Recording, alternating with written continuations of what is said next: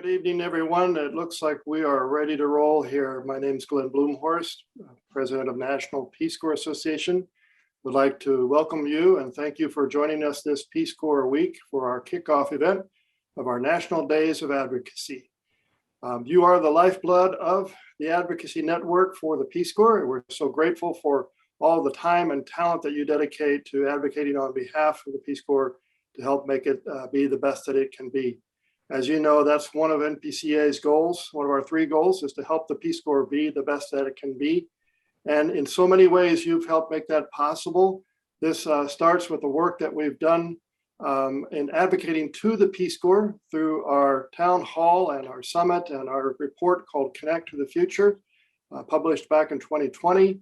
And then the advocacy on behalf of the Peace Corps to Congress and the White House as well for funding and related legislation. Today, many of us had the opportunity to join Peace Corps Acting Director, CEO Carol Spahn, and hear more about some exciting news about the return to service of volunteers, hopefully later this month, and then throughout the year in up to probably 24 or more countries. And we also had a chance to hear a lot about the work that Peace Corps leadership has undertaken at the agency in making the Peace Corps the best that it can be. So I think we owe gratitude to the leadership at Peace Corps for helping do the work that we all must do together as a community, which is about making Peace Corps its best. We heard from Director Spahn and the leadership there about the 3 strategic goals of the Peace Corps: reimagining service, advancing equity, and delivering on quality. And indeed, these are steps forward for the new Peace Corps of the future and a changed world as it's retooled and been reimagined for the work that we have ahead. Our advocacy priority this year, when it comes to legislation, is to pass the Peace Corps Reauthorization Act. In this 117th Congress, this represents a very narrow window of opportunity for us in 2022 to have this historic legislation move through the House and through the Senate and to the President's desk for signature. There's a gamut of provisions in this bill that will enable the Peace Corps to continue to improve and expand for the future as well. Tonight, we're going to hear from some of the congressional champions who are helping to make this legislation possible, especially the Honorable Congressman John Garamendi, who is with us live this evening. We'll also hear from members of our community who have worked in many ways and in many cases for many years to pass key provisions in this legislation. You'll also have the chance to come together tonight in regional breakout rooms to connect with others and build momentum towards the passage of this legislation. But first, one thing we'd like to do. It's appropriate to take a moment here to reflect on the tragic events of the past week. That is the Russian invasion of Ukraine. In the last 30 years, nearly 3,500 Peace Corps volunteers have served in Ukraine. Hundreds, perhaps thousands of returned Peace Corps volunteers have served on diplomatic and development missions in the Ukraine. So it's not unreasonable to suggest that the resistance to the Russian attack on democracy there has been bolstered by the work that Peace Corps volunteers and returned Peace Corps volunteers have done in strengthening civil society, building democratic institutions, and forging friendships toward peace and understanding. In a moment, we're going to hear from returned Peace Corps volunteers who served in Ukraine and about the Russian invasion and in ways that you can be helpful. And for those of you who are joining us tonight as special guests for the program, as advocates or panelists related to the work in Ukraine, I ask and invite you to join us tomorrow night for a special program on the part of Ukraine as part of the kickoff to our Shriver Leadership Summit weekend activities. This is going to be a reception event, and we invite you to join us there. So we'll be putting a link in the chat box for you to sign up and register for that program later. I'd like to pass the baton here to my colleague, Stephen Salm, who is the NPCA's Director of Strategic Communications, and he's the editor of our national award-winning magazine of the Peace Corps community, Worldview Magazine. Stephen? Thanks very much, Glenn, and thank you all who have joined us here this evening. A very important time for all of us here in the Peace Corps community, an absolutely critical time for everyone who's connected to Ukraine, whether you're those of us who have personal experience, friends, colleagues, former students who are there, or you're tied, as so many of us are in the Peace Corps community, through the ideas and ideals and commitment to building peace and friendship. I would like to begin actually with just a moment of silence for the thousands already who have died in this invasion.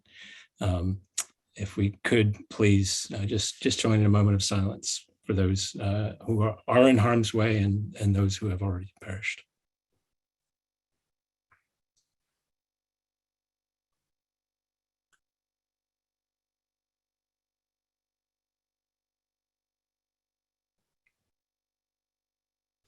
Thank you. And I should say at this moment, Russian troops are shelling the largest nuclear power plant in Europe, in Ukraine. And so what may happen is a disaster like none of us have ever seen. When I personally went to Ukraine, it was back in 1994, and I taught at a university in Lutsk in Western Ukraine, and I've gone back many times over the years to serve as an election observer in Ukraine. One of the cities that is essentially under Russian control now is the city of Kherson, where I served as an observer in 2014, shortly after the Revolution of Dignity, and then after the Vladimir Putin seized Crimea, which is right near Kherson. And at the end of the day of voting, I happened to be in a store getting some food where we were going to go to the polling place where we're going to close for the evening. And a woman saw my badge with the Organization for Security and Cooperation in Europe. She was buying some buckwheat. She said, "You're an observer, yes?" And I said, yes, I was. She said, "Thank you for being here." And she said, "Help us, because we've been living under bandits for 20 years. They've all been bandits. Putin, too. He's a bandit. It's like slavery. The young people of Ukraine are smart, and they deserve a chance. We need to bring an end to all of this." For a while, it seemed like they have.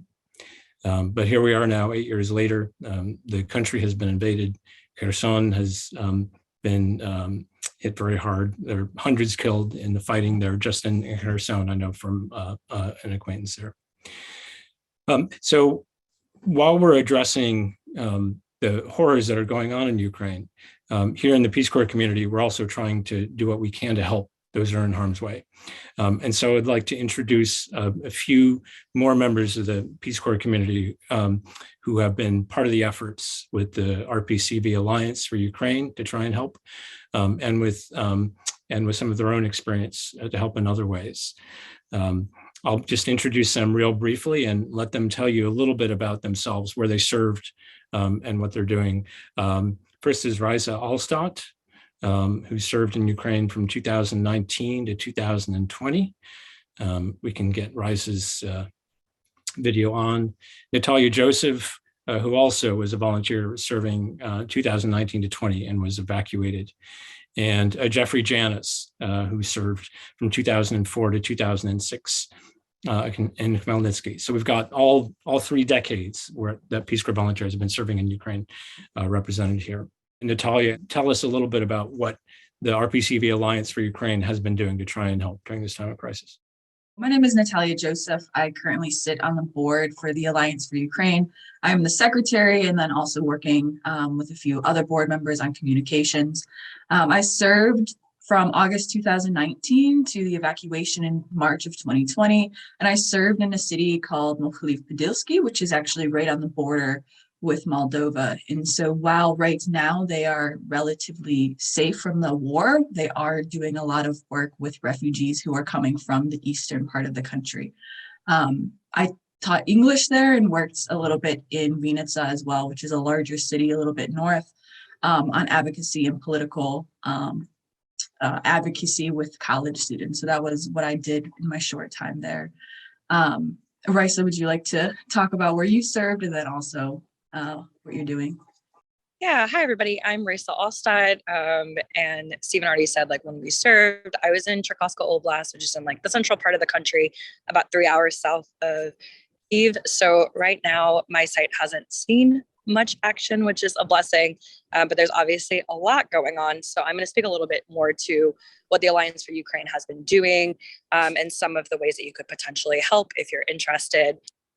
So far, we as Peace Corps volunteers from Ukraine have been working to pool our resources and get humanitarian aid to Ukraine, as well as pushing our representatives by sending them, ask for them to support the legislation that's out there to further support Ukraine. Also, a big thing right now is sharing true and vetted press resources and press information, as well as obviously many of us are trying to track down our loved ones in Ukraine, host families, technical trainers, language trainers, counterparts as well, and then also just getting refugees out of country. So there's a lot of ongoing efforts that we are helping as the Alliance to run, but also just using our resources with the amount of return volunteers that we have from there and allowing people to kind of take the lead.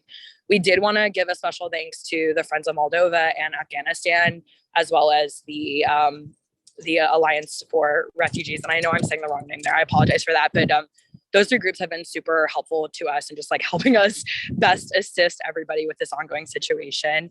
And one big thing we did want to say is, we did want to give a disclaimer that there are a lot of fake resources out there and fake news sites and fake donation sites. So if you are trying to donate or trying to share information, just try to make sure it's a vetted source or like a verified source so that the information that's being shared is the correct information.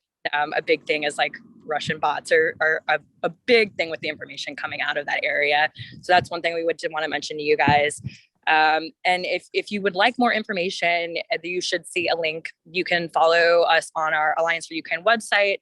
We also have a Facebook or an Instagram. So we have like specifics there on organizations that you can donate to for humanitarian aid, or specifically there's a link to write your representatives and it's pre-done for you. So you can edit if you would like, but that information's already all in there for you. And also if you have any additional questions or just want to reach out to us as an organization, you can from those sites as well. And I will pass it to Jeffrey now. Okay, so thank you. My name is Jeffrey Janis. I was in Ukraine 2004 to 2006. I serve on the board of the National Peace Corps Association, and I also work at UCLA as the Peace Corps campus recruiter.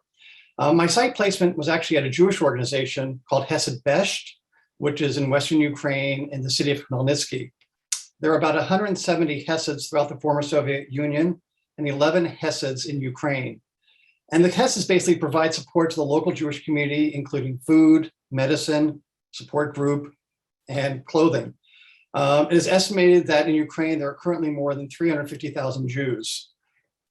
I think it's important to understand that according to the Soviet census of 1926, some 50% of the Soviet Jews at that time, or 2.7 million Jews, lived in Ukraine.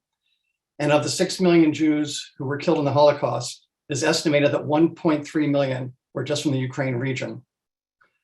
Most American Jews have at least one Jewish relative from Ukraine. Now, what I find so ironic is that Putin has attacked Ukraine, saying he's trying to rid Ukraine of neo-Nazism. And the irony is that the president and the prime minister of Ukraine are both Jewish. And it is the only country besides Israel in which the top two leaders are Jewish. On September 29th to September 30th in 1941, 33,771 Jews were systematically shot dead and buried in a ravine in Kyiv at Baba Yar. And as many as 150,000 people, Ukrainians, Romans, Soviets, and the physically and mentally disabled were also murdered there by the Nazis over a longer period of time, making this the largest grave in the Holocaust. Yesterday, Putin bombed Baba Yar. President Zelensky released a statement today in Hebrew, calling for Jews around the world to speak out against the attacks on Ukraine. He said, "I am now addressing the Jews of the world. Don't you see what's happening? This is why it's very important that millions of Jews around the world do not remain silent now. Nazism is born in silence. So shout about the killings of civilians, of Ukrainians." There are many places to support the Jews of Israel, and there are three that I encourage you to check into. One is the Joint Distribution Committee, which is the organization that supports the Hesids. Second is the World Union of Progressive Judaism, which supports the Jews who are part of the Reform or Progressive community. And the third is Chabad, which also supports other Jews within the country. Thank you. Thanks so much, Jeffrey. And you'll find links to some of those in the NPCA statement as well, which we've updated to include a number of other links, as well as some organizations that are recommended by the USAID and the State Department as well. I'd like to thank all the panelists for being a part of this here this evening, and thank everyone in the Peace Corps community who has already made an effort to stand with Ukraine, because in this mission of working to build peace and justice, it's important to stand up against injustice wherever we see it, whether that's here at home, while we're serving as volunteers, and when we see it on the other side of the world. Thanks so much. And Glenn, let me turn things back to you. Thank you very much, Stephen, and thanks to all of you, Rice and Natalia and Jeffrey, for your service and for speaking on behalf of Ukrainians tonight. Very much appreciate you joining us this evening. Congressman John Garamendi is joining us. I believe he's joined also by his wife, Patty, this evening. Thank you so much to the Congressman for taking time out of his evening schedule to be with us. We're very grateful also for the leadership, Congressman, that you provide on Capitol Hill as now the sole RPCV member of Congress. But of course, you've always got Patty at your side, I think, to help, and you've got us behind you and really supporting you. But we're really just so grateful for the steadfast champion that you have been for the Peace Corps over many years, and now so much for the work that you've done and your team has done to put into this legislation that bears your name, and that is so very important for the future of the Peace Corps. Thank you, Congressman, for joining us. Thank you, Patty, for joining us. Lovely to see you both. Thank you for taking this time to have this visit with us at our kickoff day for National Days of Advocacy. Patty, or excuse me, Congressman and Patty, you both served in Ethiopia as Peace Corps volunteers, and I know that other members of your family, your kids, have also served in the Peace Corps. So you both personally know the Peace Corps experience. And so if you don't mind, as you open up here, would you share with us your Peace Corps experience and how that experience has helped guide and inform your work on this very important piece of legislation? Well, I think the answer to that is in the minds and the hearts of every Peace Corps volunteer. The Peace Corps experience simply changes your life. It sets you on a course of service to others.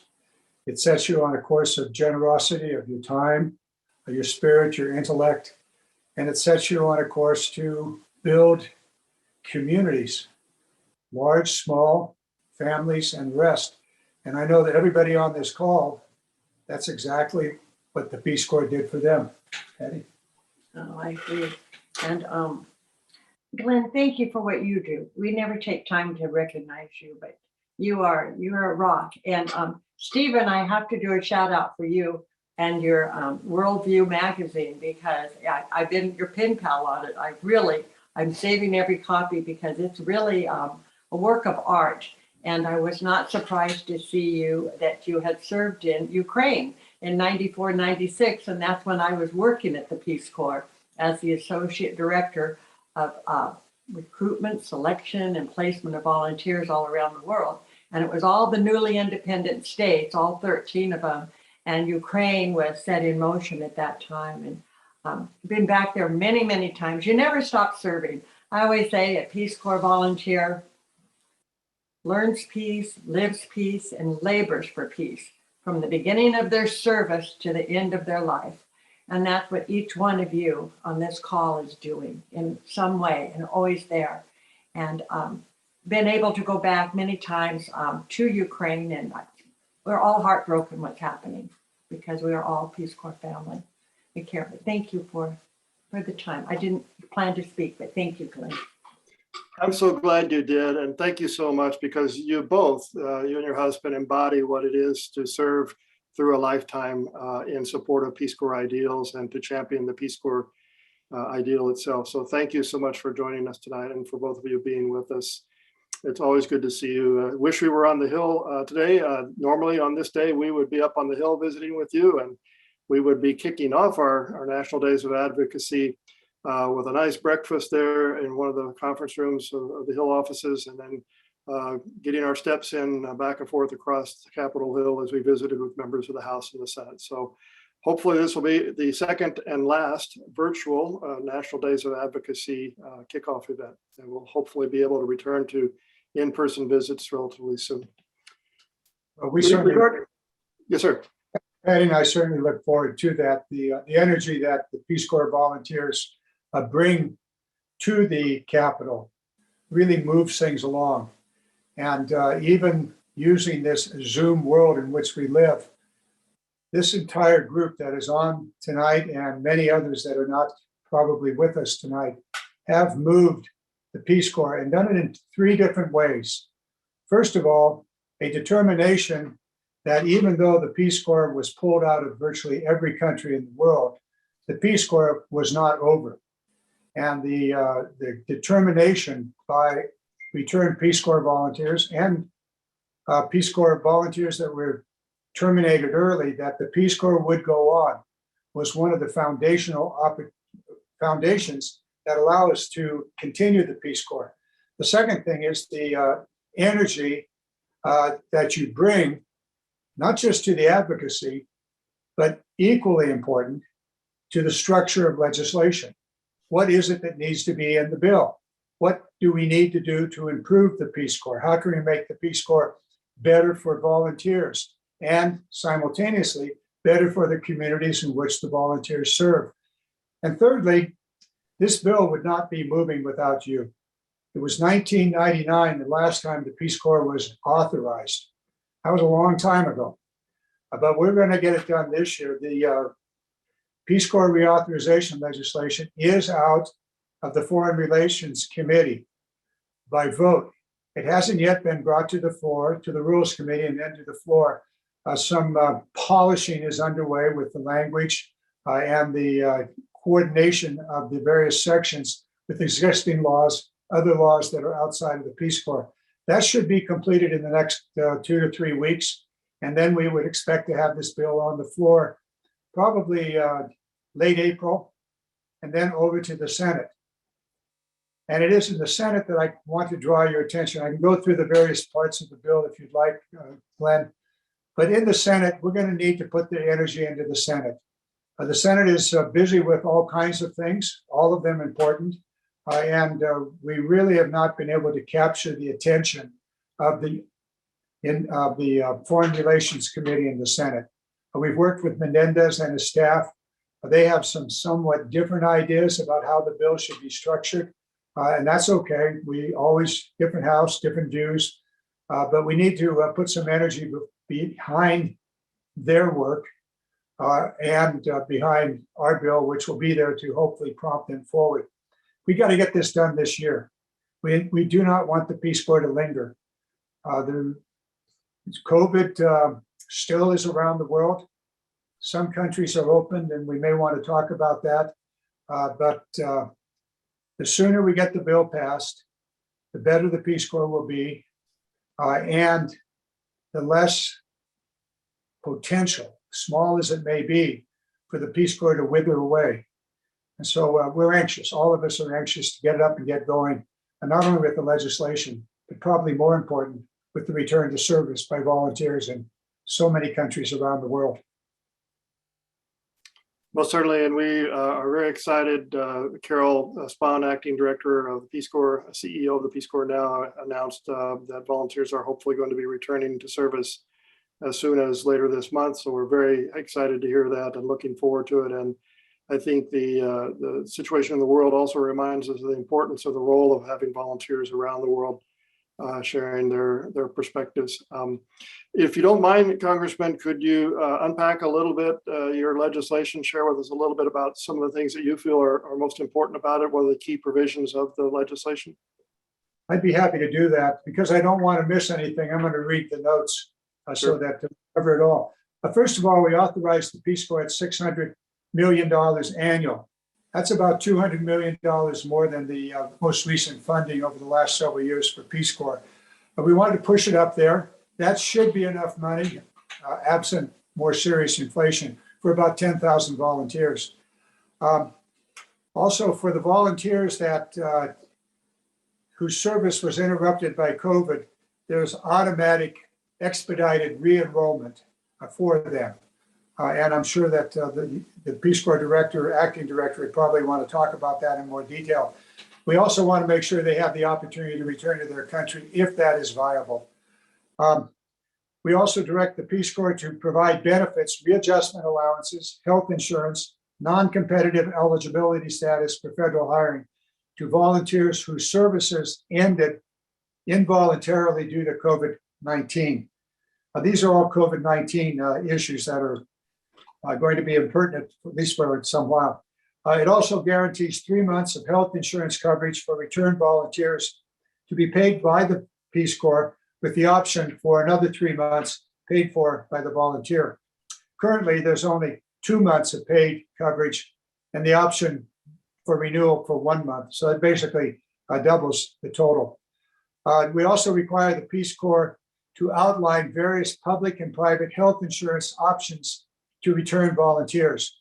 The good news is that the Affordable Care Act, otherwise known as Obamacare, really can provide quality insurance in most states. And if you're under the age of 25, requiring that you can re-enroll under your parents' insurance. As we know, there are women in the Peace Corps. And so Grace Ming of New York has introduced the Menstrual Equality Act in the Peace Corps Act. That's been incorporated into the bill, and that's to provide services and other, what shall we say? Material. Thank you, Patty. Materials without charge to the Peace Corps volunteers. As we know, there's always an issue of bad things happening, and so we put into this bill the whistleblower and anti-retaliation protections that currently apply to Peace Corps contractors. These will now apply to volunteers. So when something's amiss, blow the whistle. And when you blow the whistle, there'll be no retaliation to you. And that's, so we want to deal with the known reprisals that have happened, often for Peace Corps employees, for supervisors, for outside, these are reprisals against volunteers by Peace Corps employees, volunteer supervisors, or outside contractors. Representative Albiol Sirius of New Jersey introduced a bill called the Respect for Peace Corps Volunteer Act. That is also in this bill. And we go beyond that. We extend the Peace Corps volunteers 12-month hiring preference for most public jobs. We extend that during any federal hiring freeze, government shutdown, public health emergency such as COVID, or while the volunteer receives federal workers' compensation benefits for an injury during their Peace Corps service.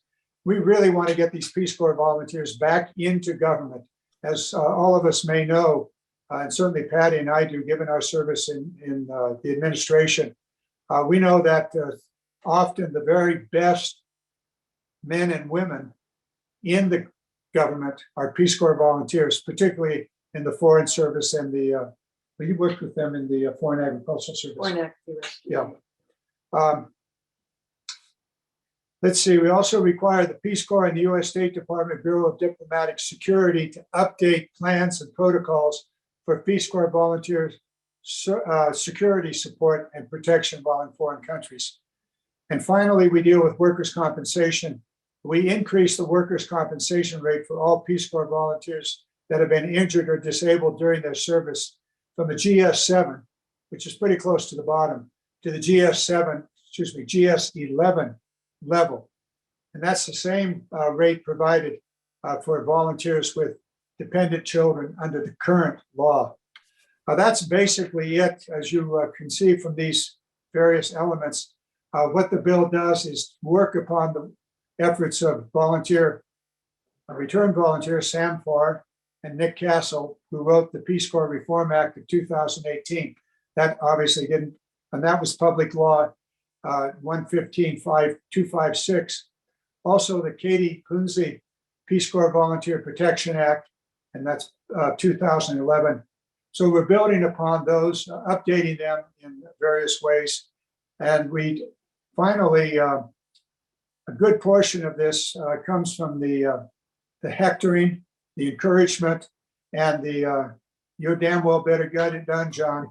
Sam Farr of California, who served in Colombia in 1964 to 66. Unfortunately, he decided to retire from Congress 4 or 5 years ago. And finally, as I said, the last Peace Corps reauthorization was in 1999.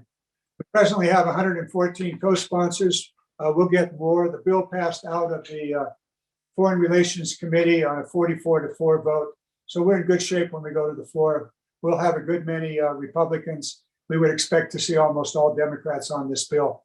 Right now, my concern is not so much the House, it's simply a matter of time and prodding and pushing to get it on the schedule. And finally, the problem that I really want to focus on is to get the Senate to focus on this. Obviously, there are many, many things that all of us are dealing with, and certainly the Foreign Affairs and Foreign Relations Committee have all of the troubles of the world on their agenda. So that's it, Glenn. And if there are questions, maybe I can answer them. I'll leave Patty to carry on with how all of this will work. Great, thank you. That's a great recap. There are so many important provisions in this piece of legislation, and I know you and your staff, especially Ian Hart, have worked very hard on it. We've really enjoyed the collaborative effort between National Peace Corps Association and your team. Thank you all and both of you so much for that. I hear, some things. Excuse me, Glenn. I forgot one very, very important piece of this. The elements that are in this bill specifically for the volunteers, from the reprisal to the workers' compensation and the benefits, those are in the bill because the National Peace Corps Association would not let them be removed. There were a lot of pushing and shoving, and one of the reasons this thing has been slow to come is we had to overcome some very significant opposition, and that opposition was finally overcome because of the advocacy of you and your organization. And so this is a bill that comes directly from the Peace Corps Association, from the volunteers that are in that group, as well as volunteers that would just return from service or involuntarily return from service. So Glenn, a shout out to you and to the organization.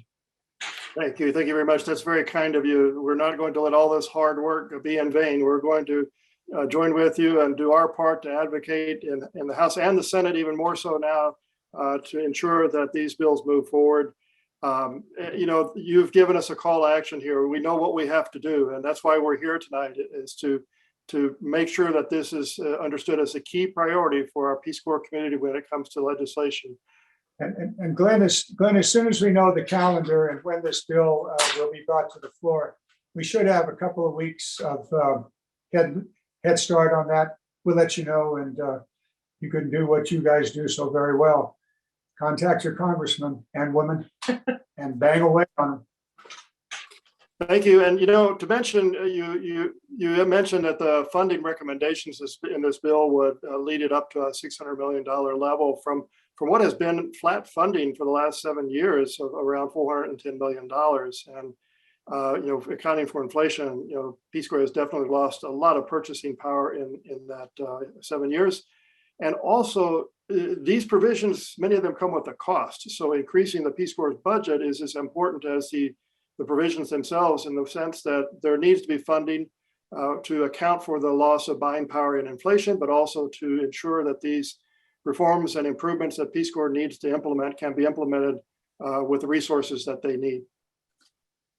Patty poked me and she said, what? The readjustment allowance, that was a big deal. I mean, we all got $6,000 like forever and ever and ever. Now it's 10,000. It's still not very much, but it gives everybody a head start getting back into graduate school or whatever they need to do. But that was another battle along the way. So it's good we have a little extra funding there. Patty, you didn't have to poke me. I knew that was the right thing to do. No, I should remind you to tell them. Oh, okay. Well, we thank you so much. We all pledge our commitment to do our best to advocate as hard as we can for this bill to move through the House and then the Senate as well. And this is our opportunity. This is our window of opportunity this year in the 117th Congress. And we're going to make it happen. We've got some really energized and inspired people out here. Thanks to you for coming and helping motivate us on this. We're very grateful for your service to our country and both of you for your service to the Peace Corps community. Thank you for taking time to join us this evening too. Thank you, Glenn. There are many Peace Corps champions. I think a Congressman mentioned one of them, Congressman Garret Graves, who is the original co-sponsor with Congressman Garamendi on this bill, the Republican Congressman from Louisiana. He is the lead co-sponsor on the Reauthorization Act. We're going to see here in a moment some video remarks from Congressman Graves, who's joined us by video. And we also will hear from New Jersey Senator Robert Menendez, who serves as the chairman of the Senate Foreign Relations Committee. And he's of utmost importance in terms of this legislation in the Senate. We're grateful for both Representative Graves and Senator Menendez for their service to our country. And we're pleased to share their remarks with you tonight to the Peace Corps community by video. Hey, it's Congressman Garret Graves, and this is Mardi Gras week. So I hope that Peace Corps Advocacy Day is as much fun as Mardi Gras, but I'd urge you to don't try too hard to meet that objective. Really want to thank you all for your work and for your service. Peace Corps volunteers have been through an incredibly tumultuous 2 years or so as we try and navigate this pandemic and doing work internationally, doing work stateside. I really appreciate y'all's perseverance through these challenging times, and so excited that many of you are being redeployed to your countries to offer our perspective on democracy, on freedom, and on human rights. Right now, it's really hard to talk about anything in regard to international scope and scale without bringing to mind what's going on in the Ukraine and Russia. This is a perfect example as to why we send our volunteers all over the world to help to educate people, to help to advocate, to just assist folks and lift them up. And what we're seeing right now with this attack on freedom, this attack on human rights, this attack on democracy is disgusting. And so whenever we're able to get Vladimir Putin and hold him accountable, we want to send a whole bunch of Peace Corps volunteers to go explain to him what he needs to be doing. Look, just want to say again, thank you all very much for all of your work. I'm sorry I can't be there with you today. I hope that y'all have an awesome advocacy day, and we look forward to moving forward with the Peace Corps Reauthorization Bill. Take care. Good evening. Thank you for inviting me to speak to you today about an organization I know we are all proud to support, the Peace Corps.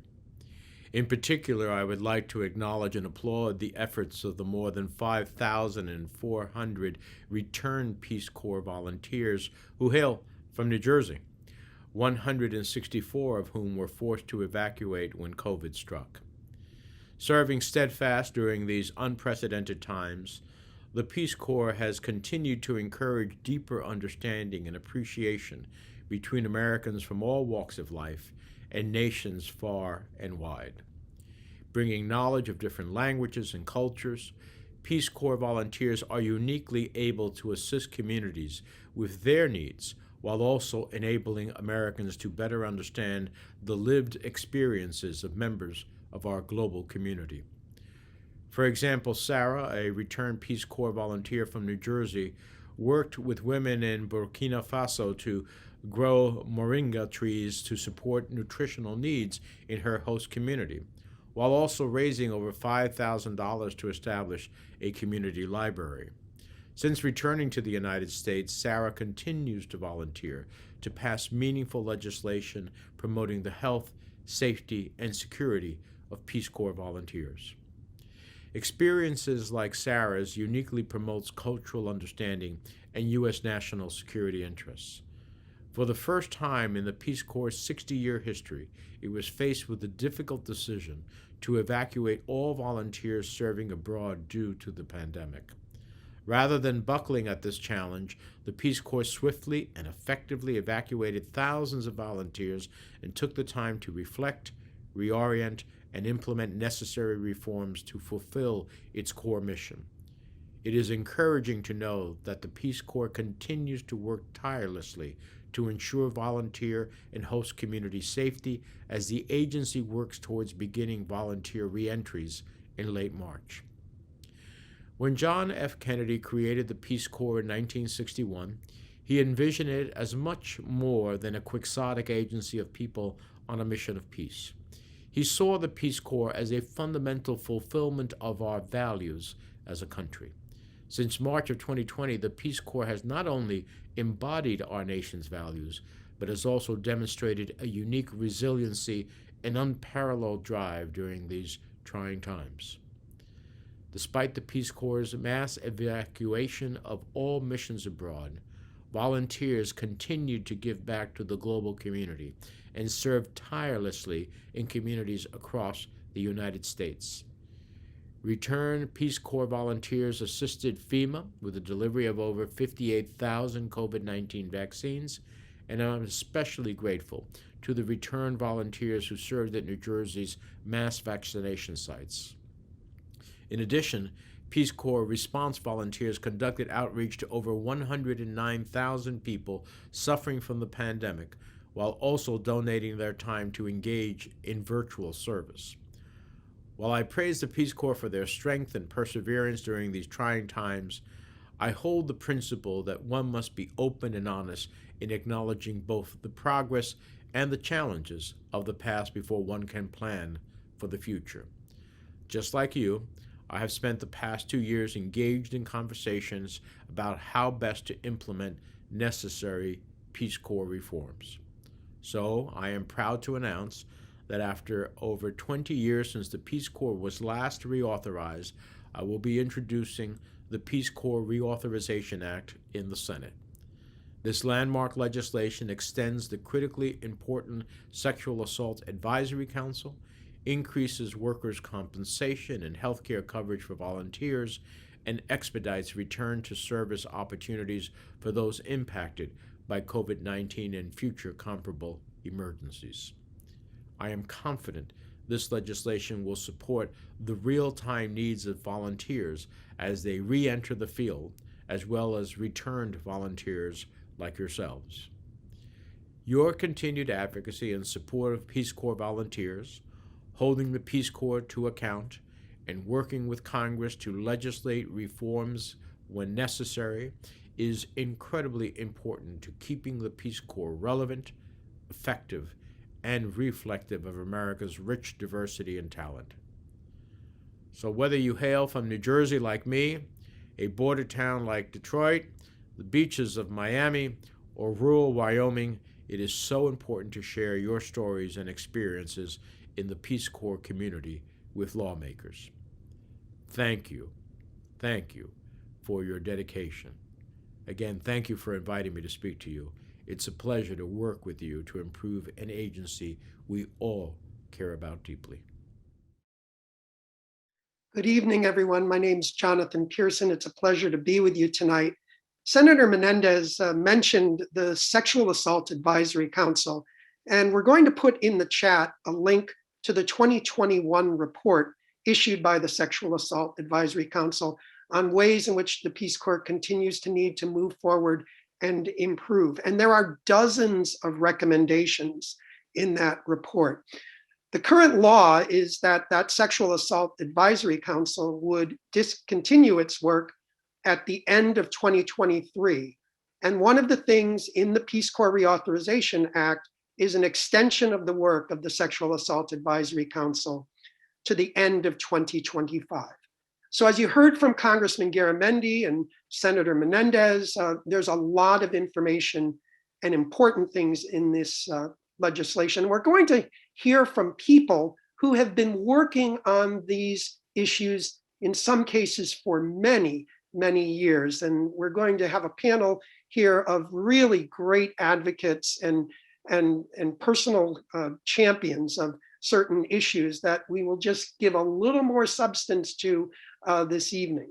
I first want to bring on an incredible advocate for RPCVs who have come home with service-related illnesses and injuries, and that's Nancy Tong, who served in Chile, and she's the founder of the group health justice for Peace Corps volunteers. So Nancy, I hope we'll get you on the screen here momentarily.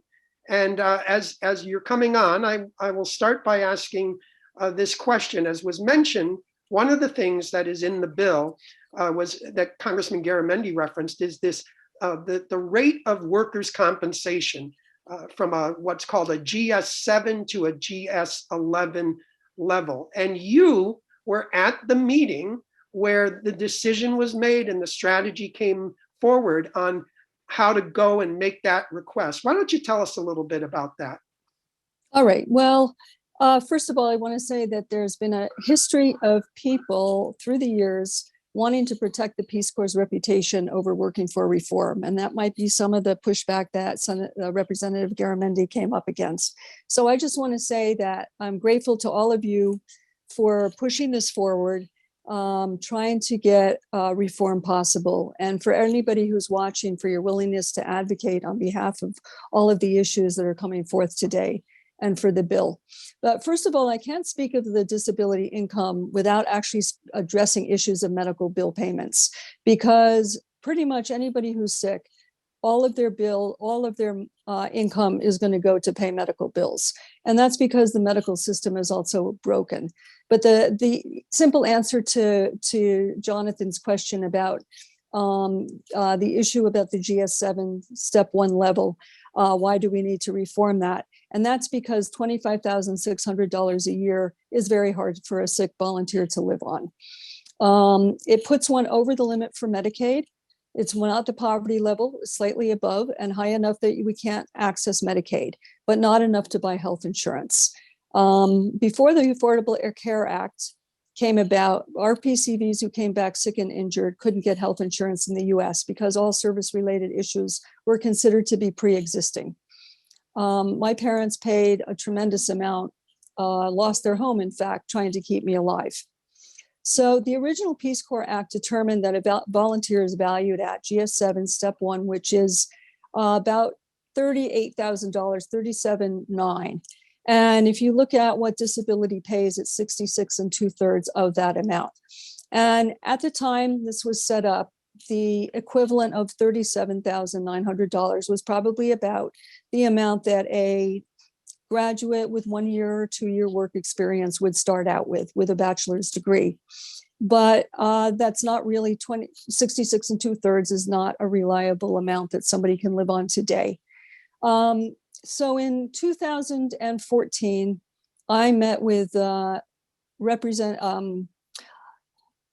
I'm switching to a new section.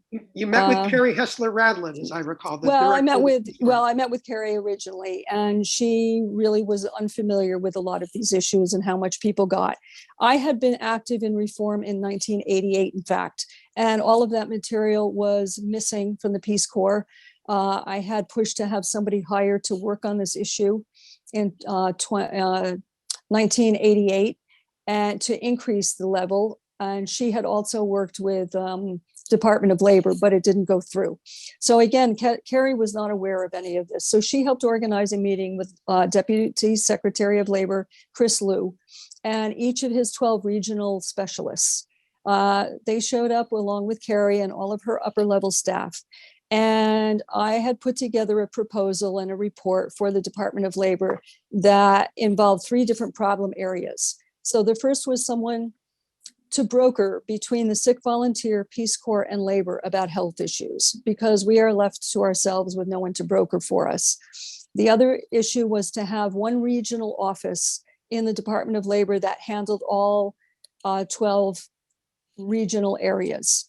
Because right now, if you move to one area and your claim is in one of other 11 areas, your claim may not necessarily be forwarded. You may lose your claim altogether. In fact, you'll have a different claims examiner. There may be no history of your claim. The third was to raise the disability income level. Having gone through the previous Peace Corps Acts, I proposed the GS11 level because there was a track record of it. The language was there because anybody returning with a child or somebody serving a 3rd year was placed at a GS11. So it seemed like it would be easy not to have to reinvent the whole level of that. It seemed like it would pass without too much difficulty. That level is $57,000 rounded out. 66 2/3 of that is $37,900. And that would be an increase for us of about $12,000 a year. I just want to go back to say that that sounds like a lot of money, but given the fact that Peace Corps doesn't offer any, let me recap. Peace Corps doesn't offer disability or health insurance. It brokers with the Department of Labor to get medical bills and disability approved. They remain the fiduciary that pays for all bills. So if there's a service-related issue, Peace Corps has to submit an application for benefits or for a claim through the Department of Labor. They adjudicate. If it's approved, then medical treatment can be begun.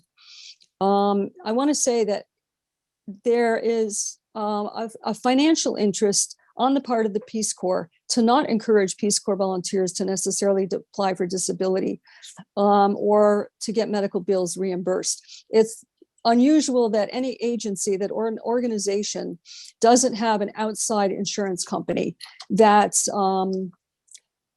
doesn't have interest in paying for the bills. So this is a really odd situation.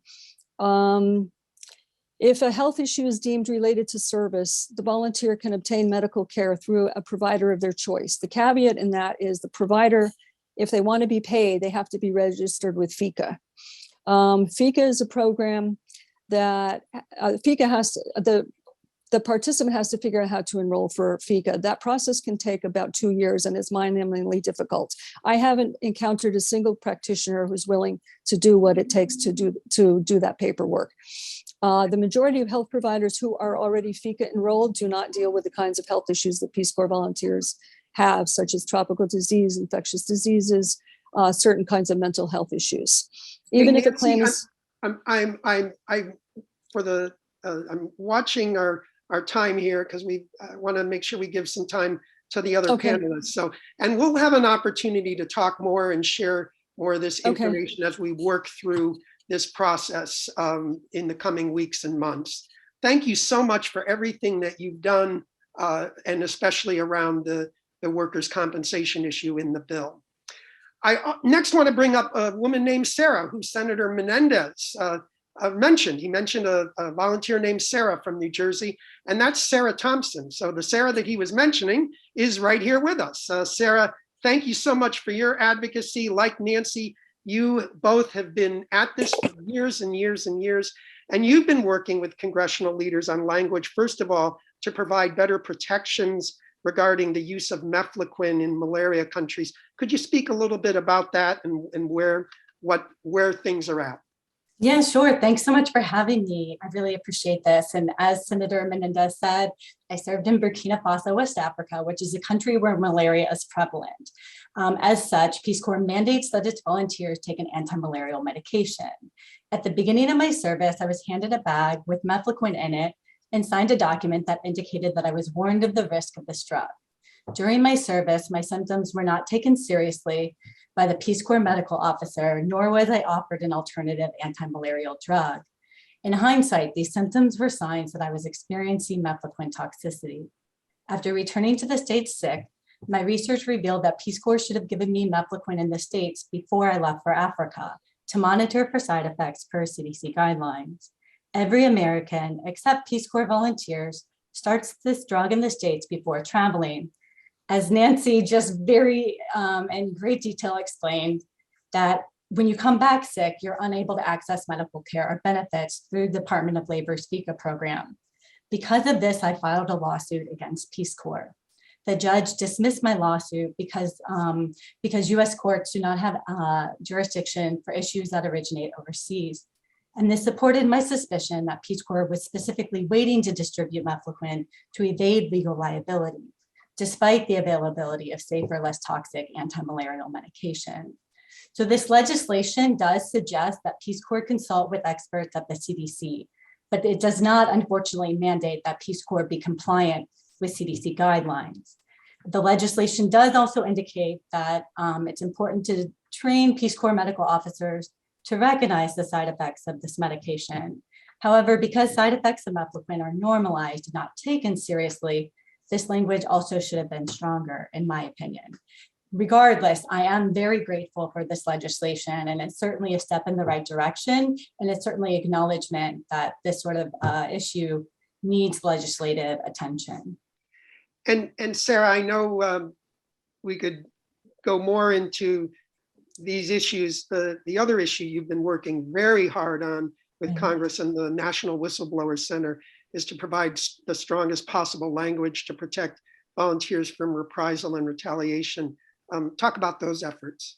Yeah, sure. So after, I filed the lawsuit against Peace Corps, and after it was dismissed, I actually filed a whistleblower claim against Peace Corps because I'd heard that you can hold a federal agency accountable for mismanagement and specific dangers to public health and safety. So similar to the lawsuit, I wrote my own disclosure summary and affidavit, and 4 other volunteers and a mefloquine toxicity specialist joined me in solidarity by also submitting affidavits to push for transparency and accountability. Unfortunately, it took less than 2 weeks for the Office of Special Counsel to dismiss my whistleblower claim because volunteers are not considered federal employees. So my post-Peace Corps journey really reflects the fact that volunteers have no avenue with which to hold Peace Corps accountable. And without such accountability, Peace Corps can operate with impunity and continue to be non-compliant with their own rules and regulations.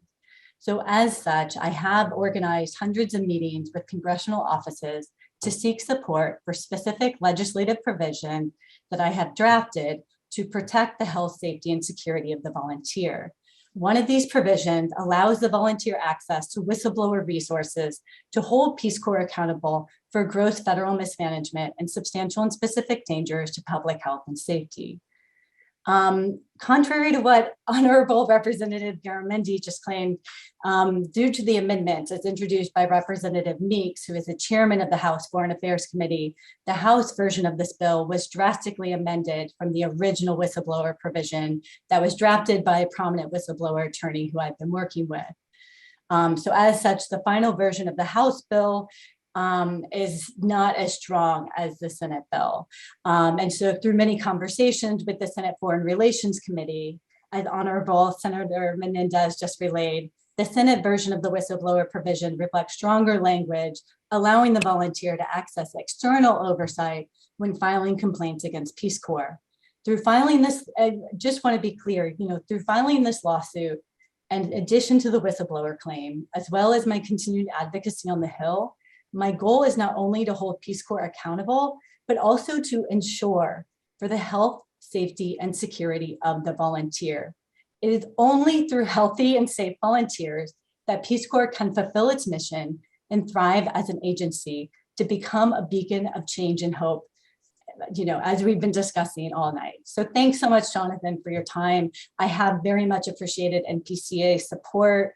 I know we've had multiple conversations about this, and I really want to thank you guys for allowing me the platform to speak tonight. So thank you very much. I do appreciate it. Thank you so much, Sarah. And our third panelist and final panelist is Jack Wilson. There's another provision in the bill that was referenced by Congressman Garamendi. There's a standalone bill. It's called the Respect for Peace Corps Volunteers Act. Very simply, it's a bill that would say Peace Corps volunteers could use a symbol of the Peace Corps at grave sites or in death notices to honor their service. Jack, talk about your involvement in this effort over the years. Well, this is an issue that some of us have been thinking about for some time.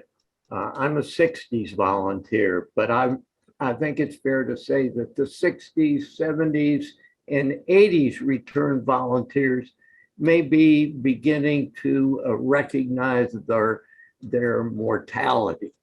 And as a part of that, some of us would like to be able to use the Peace Corps name and the Peace Corps emblem with death notices and grave markers. The current Peace Corps Act forbids that. In fact, provides penalties for such use. Now, the proposed legislation, as I understand it, very simply does away with that old language, or current language, I should say, which I think is in section 19 of the act, and would allow the official seal and emblem of the Peace Corps to be used on death notices or on gravestones. And that would apply to returned Peace Corps volunteers, people who have worked for the Peace Corps,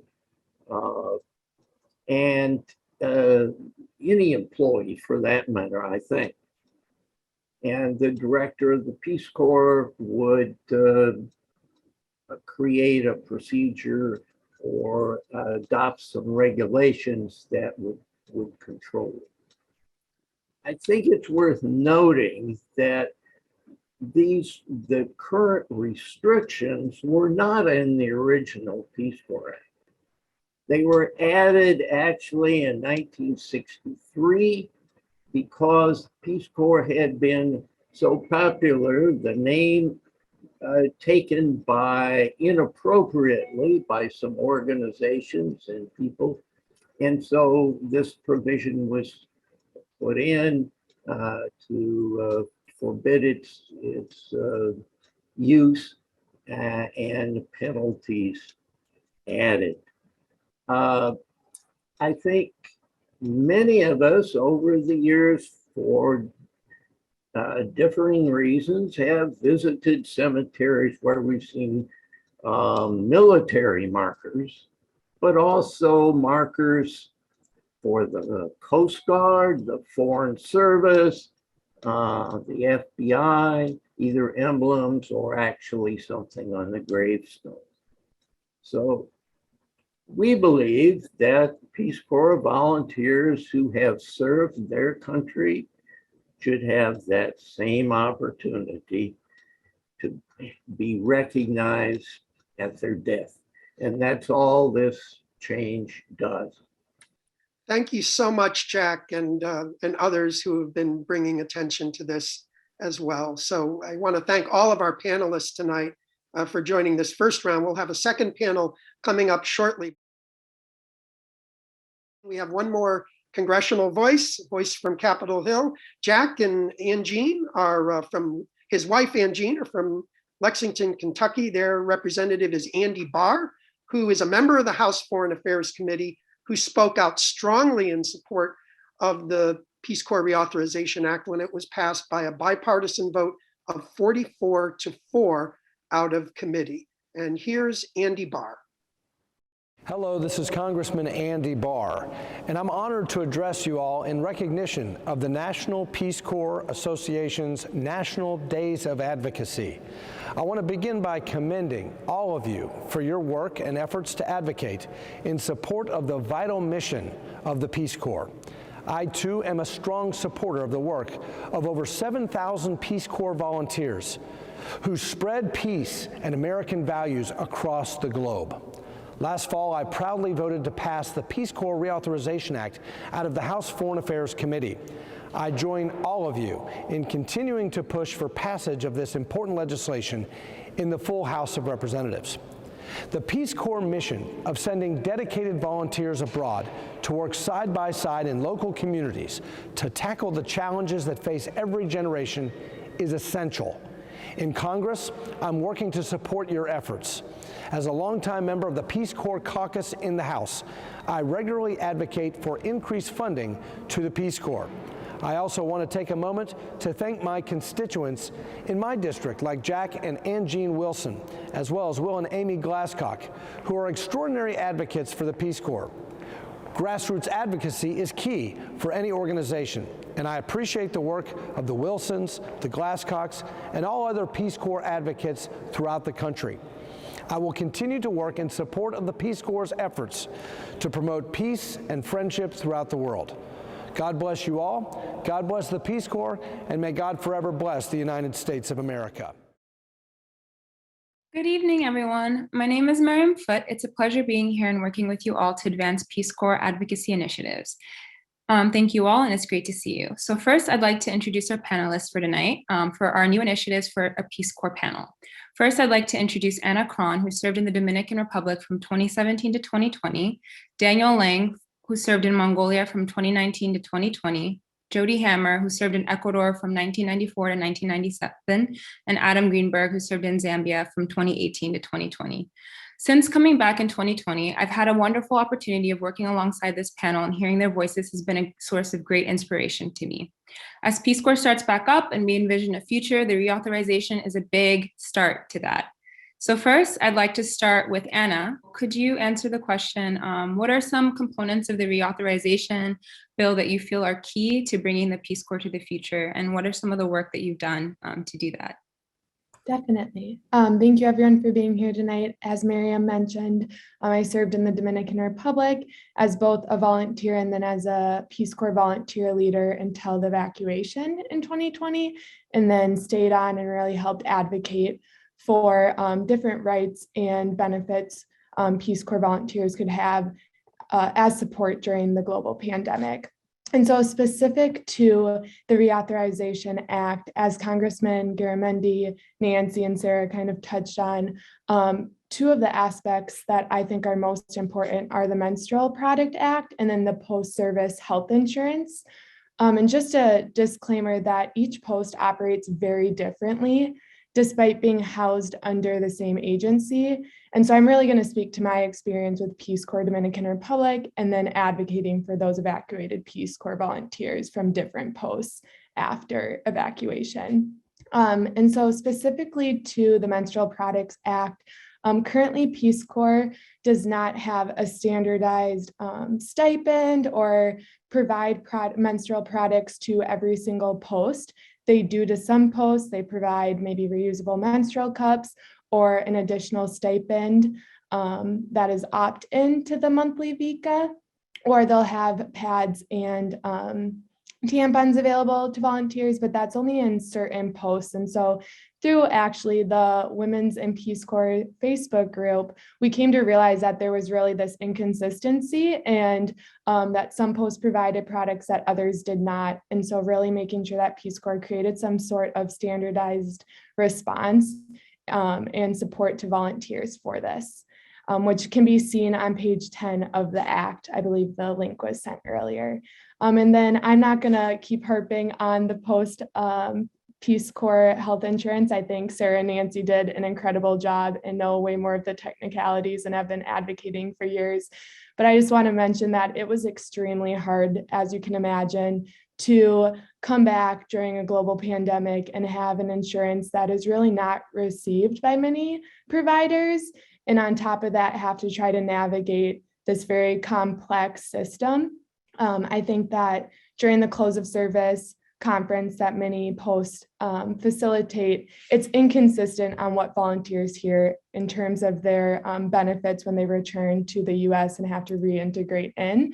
And so really making sure that that's more clear and understanding the process to receive those post-service health insurance benefits. Thank you. Thank you, Anna. It's been a pleasure to work alongside you as well since coming back and being evacuated. And it's great to see your face again. Thank you. And so I'm going to move on to Jody. Jody, could you speak to some of the components in the reauthorization bill that you feel passionate about and you think are really important to moving the Peace Corps into the future? Sure. I think, first of all, I think the reauthorization bill is amazing and there are so many important things, but for the interest of time, and you have other panelists as well, I'm going to focus on one area in particular, and that is the extension of NCE. Non-competitive eligibility is such a great benefit for returned Peace Corps volunteers, allowing them to get hired easier and quicker into federal jobs where we need more talented and flexible people and all those skills that Peace Corps volunteers bring. So I've worked actually with RPCVs for about 15 years now, first with the Peace Corps headquarters, running their career center and doing career and transitional assistance and helping people get jobs when they got back. And I'm really fortunate now to be working with NPCA and their global reentry programs. So in both of those jobs, I'm definitely interacting with a lot of the RPCVs. And as great as NCE is, the problem is when there are emergencies like, a government closure, or there's something like a pandemic, your NCE, you get 1 year of NCE and it ticks down, right? And unless it's kind of complicated. There's 3 reasons for extension beyond a year. And suffice it to say, it's inadequate right now for situations like that. And so the reauthorization bill, it provides, it would stop the clock from ticking, right, when the government has a shutdown, because that's not your fault, right? And so if you come back at the wrong time, you might not be able to get a job with NCE. So stops that clock from ticking. It also really, it changes it to just a flat 2-year NCE. That's the House bill. The Senate one actually, I believe, is 3 years, which would coincide with the exact same thing for Peace Corps staff when they get their non-competitive eligibility, which would simplify it. There's no extensions. It's just a flat 3 years. No reason to say, unless you go to grad school or join the military or engage in a service that Peace Corps or that the agency warrants, deems warrants extensions. So it would really simplify NCE. And so I'm a huge fan of that. And I'm going to stop at that and let the others speak of other benefits. Thank you, Jody. How has Peace Corps impacted your service and your continued service after you finished? And what has that led you to now since being back? Regarding this authorization bill, which, as a book editor and proofreader, I'll just mention having read through it. One of the first things I noticed is the changing of gendered language, I'll just say, from where it very often says he and replaces it with the individual. And that for some, that might seem like a minor thing, but I think as we move into the future, recognizing everyone's ability to identify as they do, I think it speaks to the future that we're recognizing that in the bill. More so, other specific things, expanding the virtual service pilot, making that a regular thing. We are living in the internet age. It's amazing that we are doing this right now on Zoom, and being able to use that technology around the world. I was not able to directly participate in the virtual service this past 2 years since it started, but not 3 days ago, I'll tell you, the head teacher of the school, Mr. Tisha, where we live, and will be returning to, he still sends me documents. He sent me a spreadsheet and asked if I could add 30 rows to the bottom of the column. For me, Peace Corps service was really my first foray in doing international development type work, particularly in Asia. And well, in all these 2 years, it still hasn't left me. And throughout the pandemic, I would do kind of informal service, continued with my community, whether it was virtual English calls, or similarly, if someone needed something proofread, whether it's my old CPs or even CPs I met at IST and other Peace Corps conferences. So I've been in touch with them for the last 2 years, and particularly with this Peace Corps Reauthorization Act, I really do appreciate being able to be at that front of the line to get back out there and serve. Right now, I'm at least, for the past 2 years, been doing more short-term contracts, at least to make sure that my work schedule would be flexible enough that when we get the call back, I can go back. But I also would like legislation to do the same. And so in my case, I'll be going to Asia this spring to work with the mission. And what's really attracted me to it is the fact that they use a very Peace Corps-like model of really talking to communities, getting to know their needs from them. And I think that for me, as a returned Peace Corps volunteer, that's what I really looked for. I felt like if I was talking to a development group that wasn't using that model, that would be a red flag to me. So I think even just my own experience, I'd only gotten to serve for 9 months before we were evacuated. But I feel like it's really shown me what is the best approach to be able to give people the support that they need. So still waiting, doing everything I can in the meantime, but I really do look forward to the day that I can finally go back to Mongolia and be among the people that I'd committed to serve before the pandemic. Thank you, Daniel. And Adam, could you share your plans as well? I'm excited to say that my partner and I, Leanne, will be returning to Zambia, and we're going to continue working with small-scale fish farmers. And another aspect, not just the fish farming that we're excited to work on, though, that we had started towards the end of our service, because we had just been accepted to extend for a third year right before the evacuation, is to help create more local language educational content. So the idea is that volunteers in the field could have videos regarding fish farming specifically, but other areas as well, in local language, highlighting the specifics of that process. The early bits of what we were able to do towards the end of our service, the community was very excited about it. So we'd be happy to keep doing that. Thank you. I'm very excited to hear all of your continued work and the work that you've already done. Your service means a lot to everyone, and I'd like to thank you all again for joining us tonight. Now we're going to switch on to the next speaker. So we're going to be joined by Dylan Hinson, who's going to speak about our op-ed campaign. Thank you. Hello, everyone. Thanks for all the great speakers we've heard tonight. I think I'm kind of wrapping it up. But yeah, I just wanted to talk tonight. You know, they've all given you the reasons why it's so important that we pass this Peace Corps Reauthorization Act. And, you know, I'm here now to tell you maybe one way at least you can help the National Peace Corps Association with getting this act passed. So over the last month and a half, and then actually last year, we had the same thing. We've been doing this op-ed campaign where we've been writing op-eds to our local newspapers to help highlight the Peace Corps Reauthorization Act and to help put some pressure on our Congress people to see it authorized or see it passed.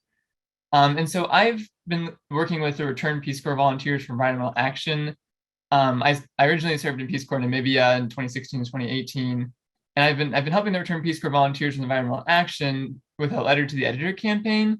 We meet every second Tuesday of the month, and we've been writing letters to our local papers to support climate policy. And so it was an easy shift for me to start working on this op-ed campaign. Op-eds are a little bigger than letters, but they still get the point across that we're trying to support policy through our local newspapers. And the reason we focus on local newspapers when we're supporting policy is because, first of all, anyone can do it. Anybody can write to a local paper. It's free. Secondly, Congress monitors the local newspapers. So if you write and you put the bill number and you put your congressional representatives' names in a local paper, their staff are going to be monitoring those local papers for mentions. And if they see that and they see the Peace Corps Reauthorization Act, they'll mention it to their congressperson. It helps elevate the bill's presence in the congressperson's mind. And then lastly, of course, if we get pieces in our local papers, it helps build support for the Peace Corps in our local communities. Some people may not even know Peace Corps is still going. So I think it's important, just to get the news out there about this bill. And so far in the campaign, we've had 12 op-eds published just this last month. And then we had more published last year. And we have 28 more. I think people are still writing and trying to get them submitted to their local papers. Not every time you get it published, but many do. And I would encourage everyone on this call, if you're interested in joining the campaign, writing your own op-ed, it's super easy. I'm not a writer. Most people in the group aren't writers, but it's very doable, and we have a lot of steps to help you along the way. So I'd encourage you to join our meeting next week, next Tuesday, on March 8th. We have a meeting at 8 p.m. Eastern time, and you can join us at that meeting to get started on your op-ed and maybe get one featured in your paper as well. Also, I want to mention at the beginning, we had the folks from Ukraine talking about their efforts to support Ukraine. And one way that I think they're considering supporting Ukraine is with an op-ed event as well that's next Wednesday at 8 p.m. I'm not sure if they wanted to include any Peace Corps volunteer in that, but I think it'd be a good event to go to and support Ukraine as well. And so that was a pretty fast summary, but we're getting towards the end of our time. So hopefully there's going to be links in the chat where you can join us at our event next week, as well as our ongoing events every second Tuesday of the month. And then we also have a link in the chat to our document that kind of explains the op-ed template that we're using, as well as the steps you can take to writing your own op-ed for your own local paper, which I encourage you to take a look at. Thank you so much, Dylan. Really appreciate everyone who has shared their testimonies this evening and how each of you have worked so hard to help advance the good work that has gone into creating and introducing and now seeing hopefully move toward passage in the House, this Peace Corps reauthorization bill. And in the Senate, a great announcement there from Senator Menendez We expect very soon for him to introduce that legislation in the Senate, and we're going to move it forward in the Senate with your help and your hard work as well. All of you have contributed so much in helping make both pieces of legislation, both in the House and the Senate, possible. You've put in countless hours of advocacy time, letter writing, telephone calls, and work on these pieces of legislation. We're just so pleased that it's come together this year for this 117th Congress, but we have work to do yet. We still have to ensure that these pieces of legislation move forward now, both in the House and now in the Senate. So we're going to go into breakout rooms for a little bit of mix and mingle, and we're going to have Miriam join us here to introduce the instructions and how we'll go about doing that. But I just want to thank you all for being a part of this tremendous network of advocates for the Peace Corps, and thank you for your service. You do all of your work as volunteers in our community, and we're just so very grateful for you. Very grateful also to the staff of NPCA that has helped produce this event this evening. Very special thanks to the advocacy team, Jonathan and Miriam and Joel Rubin, who's not with us this evening, and many others on our team who have worked hard also to help make this event possible. So go out there, advocate. March and April, Days of Advocacy. We got work to do. Thank you so much for doing your part. Miriam? Thank you. As Glenn said, we have work to do. So to begin some of the advocacy work that we hope to set out, we want to have some breakout groups so that we can begin planning activities regionally and also statewide.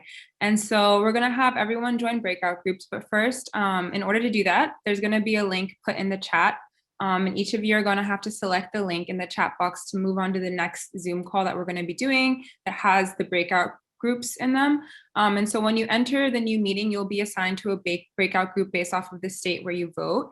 And each room will have a facilitator that'll help to have some discussions about different activities and ways that you can get involved, and share as well any current plans in your state and make plans for the upcoming weeks. We will also send out a follow-up email with a summary and much more. And so please check the chat for the link, and then click the link, and then you're going to have to rename yourself or let us know what state you're in, and then we will assign you to the breakout room that you belong in, depending on where you are from. So we look forward to seeing you there, and let us know if you have any questions. Thank you.